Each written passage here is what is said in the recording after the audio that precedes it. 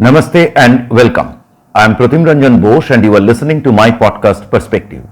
In this episode, I will discuss why India's opposition politics must look away from Muslim votes and Hindu caste divisions as prime poll pranks. The 18th general election in India was announced on March 16. The first phase of polling took place on April 19. So far, 5 phases are over. The 6th phase is due this weekend. The 7th and final phase is scheduled for June 1. Polling is done phase-wise in India to ensure security. The 7th phase election in 2019 took 38 or 39 days. In comparison, the 2024 election will take 43 days. However, when compared to the previous general elections, there is not much excitement in the air in 2024. This is partly due to a lack of competition. Prime Minister Modi's BJP is expected to win this election by a wide margin. Secondly, there is a definite lack of emotive pitch in BJP's campaigning. Once identified with demands like Ram Mandir, the BJP is now setting the agenda for growth and development. It is the opposition that is raking up the religious and caste issues. The principal opposition, Congress, reinvented the politics of the 1980s by demanding caste census and reservation of private sector jobs. Caste reservation was proposed even in awarding government contracts. Right now, half of India's government jobs and education, including premium professional education, are reserved.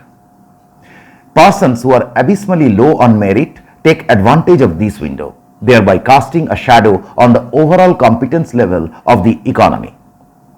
In its 2024 manifesto, Congress wanted to expand the scope of reservation by relaxing the 50% constitutional cap. Currently, there is no scope for reservation on religious lines. Congress craftily proposed to offer, quote, a fair share of opportunities, unquote, to minorities in jobs and education. They also propose to appoint more judges of high courts and supreme courts based on caste and religion. Quote, more women and persons belonging to the SC, ST, OBC and minorities will be appointed as judges of the high courts and supreme court, unquote, reads the judiciary section of the Congress manifesto. Caste-based reservation became a huge issue in the end 1980s. It effectively divided Hindu votes among smaller caste-based parties, ushering in the era of coalition politics that essentially kept India weak. Modi's BJP addressed the caste fault lines and integrated Hindus to get an absolute majority in 2014. It improved the margins in 2019. It is therefore clear why Congress is reviving the caste issue. They want to divide Hindu votes. Parallelly, the entire opposition politics rides on the Muslim vote plank. Some openly ask Muslims to vote as a bloc. In its manifesto, Congress referred to minorities, quote unquote. It is a common knowledge that Muslims with a 14% share of population are a prime target. Muslim votes were once a preserve of Congress. It got splintered among smaller parties, mostly carved out of Congress during the 1980s. As a revival strategy, Congress wants to reunite these votes. But they are facing resistance from the parties within the Grand Opposition Alliance. That explains why the Congress-led I.N.D.I.A alliance, which was launched with much fanfare before this election, remained a non-starter. BJP is countering these issues during its campaign. Prime Minister Modi linked some old statements by top Congress leaders to take a potshot at the party on Muslim issues.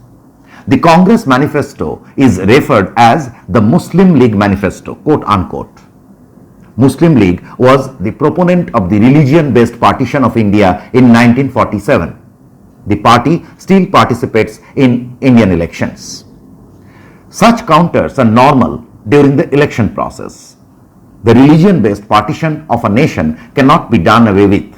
However, it is evident that the BJP is downplaying the emotive issues that united Hindus during its journey to power beginning 1980. This is part of a gear-shifting strategy.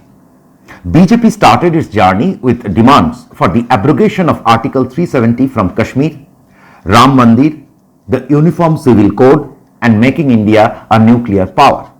The last demand was closely linked to the India-Pakistan rivalry. The first BJP-led coalition government between 1998 and 2004 established India's nuclear capabilities. Modi removed the special status on Kashmir in 2019. Ram Mandir is the symbol of Hindu unity to seek recourse to the destruction of 40,000 Hindu temples by Muslim rulers who arrived in India from faraway land much before the British colonial rule. The newly built temple was opened to public in January this year. Muslim divorce laws have already been strengthened, and it is widely expected that the Uniform Civil Code will be a reality if Modi returns to power for the third term.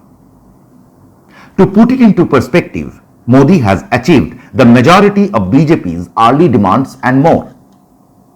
The Balakot airstrike in response to Pakistan-sponsored terror attack in 2019 was a paradigm shift from the past.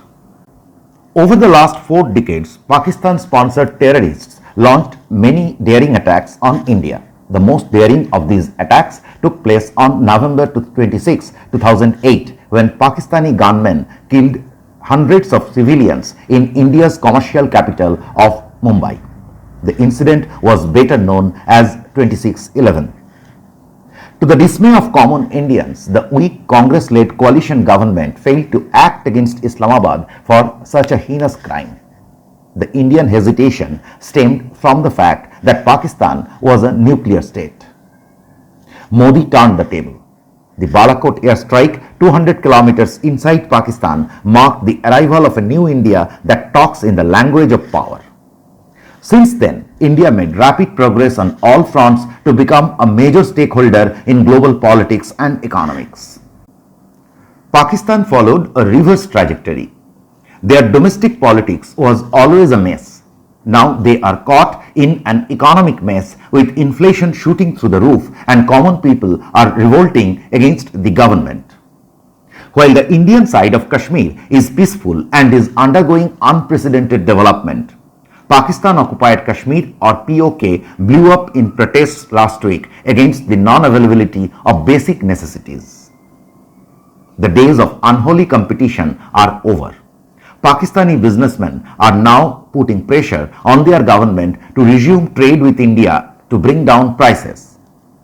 YouTube is full of Pakistani content where common citizens are asking their government to learn from India.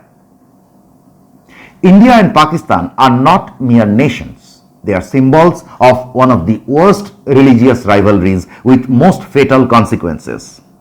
The post-partition migration of refugees was the biggest displacement of the last century.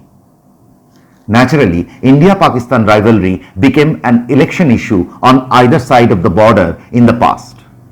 Modi took advantage of the Balakot airstrike in the 2019 election, but this time he is letting it go. In a recent TV interview, the Prime Minister asked the Indian media to learn to ignore Pakistan. This is not an exception. Ram Mandir is located at Ajodhya in India's largest state of Uttar Pradesh, which contributes 1/6 of the MPs in the parliament. But check BJP's campaign in UP. They are not taking much reference to Ram Mandir. And all opinion polls report that the BJP will win the majority of seats in UP. The opposition tally may not cross 10. That takes us to an interesting proposition. BJP knows that it has broken the caste barrier to consolidate Hindu votes. They will surely prevent any fresh attempt to divide Hindus. But left to themselves, they are trying to gain the confidence of all Indians cutting across religious boundaries to promote growth. Their third consecutive win should force the opposition to change the age-old tactics of depending on Muslim votes and a divided Hindu house. Let us not forget that such politics was the prime reason behind India's historic weaknesses. Thank you for listening to Perspective. If you like this episode, please share and subscribe. See you next week. फिर मिलेंगे.